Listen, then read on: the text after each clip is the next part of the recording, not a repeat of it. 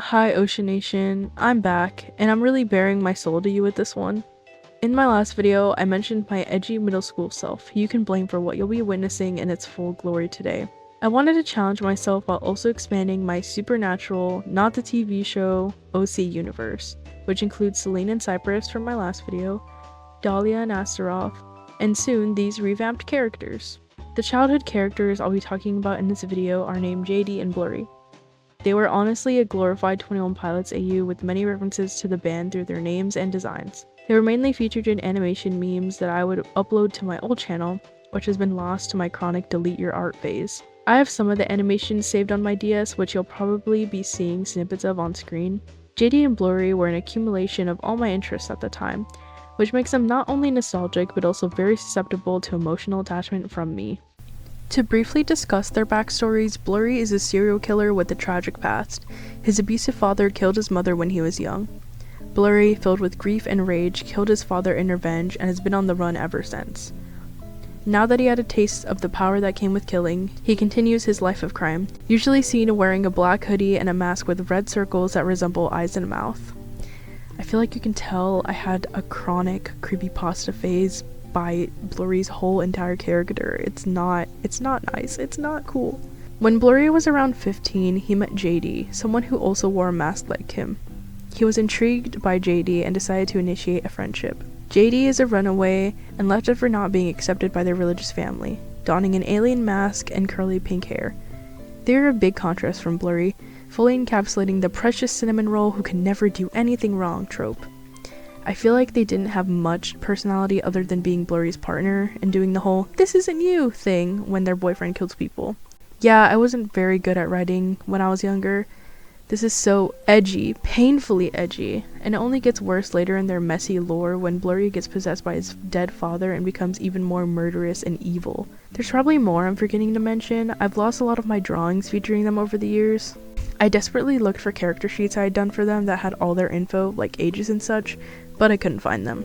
I'm going to infer that they were meant to be 18 or 19 based on some writing I found in the sacred Blurry x JD notebook I took to school regularly. Overall, these were OCs I made for fun back then. Even though they had some lore, it was complicated, and didn't have much purpose other than for me to make angsty art of them. I didn't have much I wanted to keep from these versions of them, so let's go ahead and fix them. This video will be my second time reworking these characters. The first time was a few years ago on my own time. Blurry became a bounty hunter with the nickname Red Widow, and JD became Indigo, a server at a bar that hosted various musical acts, including an earlier version of my demon OCs. In this iteration, they lived in an apocalyptic world infiltrated by demons and angels, and had to wear masks as protection against them. These concepts weren't bad, but I just wanted something different with the characters involved. They still had a lot of their old design elements because at the time, I was a bit scared to commit to any big changes. But now I'm ready to make the necessary adjustments. I will let you know that these two change a lot and become entirely new characters, aside from some story elements I kept from my second rework. I will talk about the thoughts behind their complete redesign and try to explain the new story I've created for them. Blurry is the character who needed the most change. His original story just doesn't suit my taste anymore. He needed more dimension to be more believable to my audience as someone other than an edgy, cold-hearted killer. I still wanted him to have a secret identity of some sort to keep his rebellious and vigilante attitude. His mask was more important than JD's, so him keeping it has more significance as a trait.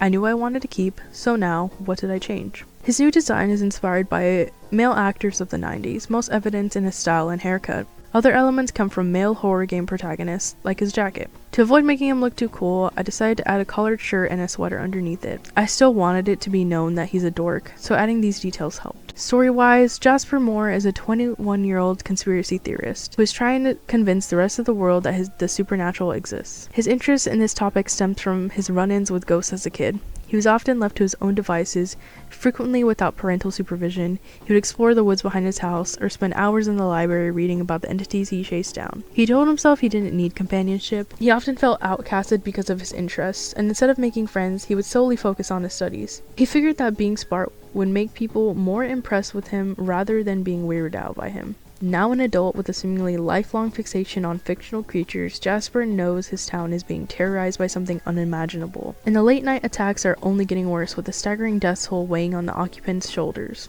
Taking it upon himself, donning the codename Red Widow, his goal was now to find the cause behind the disappearances as a rookie detective, hoping it would finally get people to take him seriously. His investigation leads him to a speakeasy where he meets Indigo, a waitress at the establishment, and also Jasper's childhood friend from summer camp.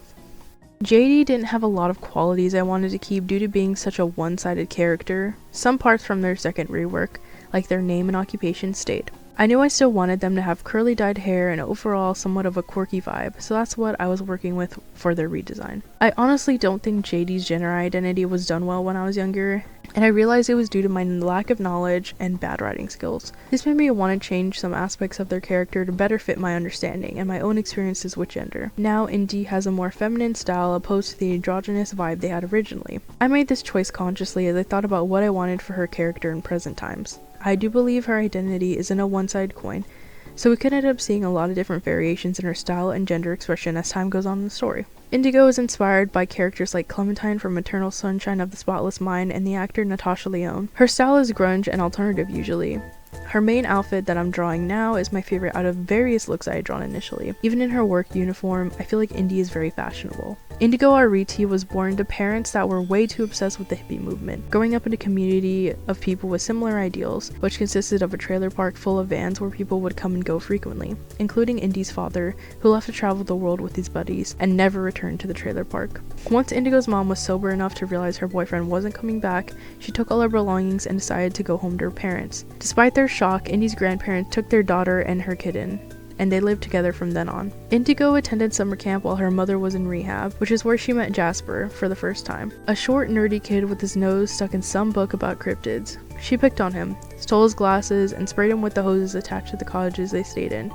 All in good fun, according to her. When she looks back on it, she thinks about what good friends they were, and is surprised when Jasper describes her as a bully when they finally meet up again as adults. Yeah, she knew she had a rough time making friends, but she was just brutally honest. She knew what she liked and disliked. Others had too high of standards for her, and she couldn't fathom knowing her teasing could be seen as torment. She had a hard time accepting these facts due to her immaturity. Despite not seeing each other for years, not getting along well during the reunion, and their relationship in childhood being complicated, Indigo agrees to help and be a part of a grand investigation following some regulars at her workplace. Jasper and Indigo must discover the truth behind the murders taking place in their town, not knowing it could lead them down a rabbit hole, and at the center of it, a man-eating demon and her bodyguard.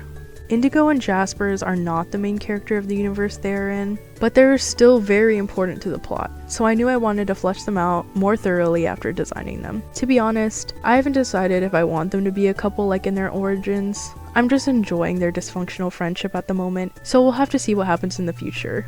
But that's all I'll say for now. I'm just really happy that these characters have a home now, a universe where they belong permanently, and somewhere I can continue to develop them for all of eternity, since currently, I don't have any specific plans for this OC universe. Either way, it was fun to rework / redesign these two. My brain has developed a lot more since I first made them, so seeing how they changed according to that was pretty cool and eye-opening for me. I hope you like how they turned out. I do, and like I said, I'm excited to keep working on them and developing this OC universe. To close off, I want to apologize for taking a bit to upload this video. Life has gotten busy and I had a lot on my plate, but despite my lateness, I hope you still enjoyed it.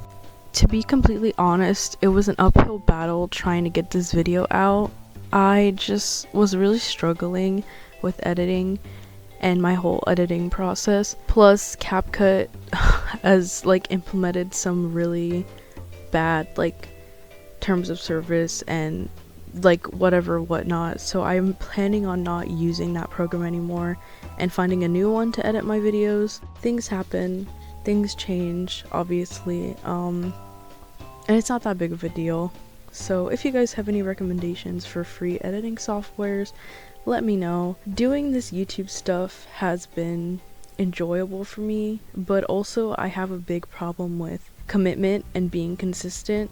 So I don't know if my uploads will be once a month like I had said before. We will see. Honestly, I have a lot of ideas for stuff that I want to do, but when it comes to actually implementing them, it can be more stressful or more than I can chew most of the time. I want to stay open-minded. I want all of you to stay open-minded when it comes to this channel, and as long as you keep watching, then I'll be happy, honestly, because I'm just trying to do this for myself, and have a new way to express my ideas and share my media. Overall, it will probably be somehow related to art though, because that's just what I do. Be sure to like, comment, and subscribe, and until the next one, bye Ocean Nation!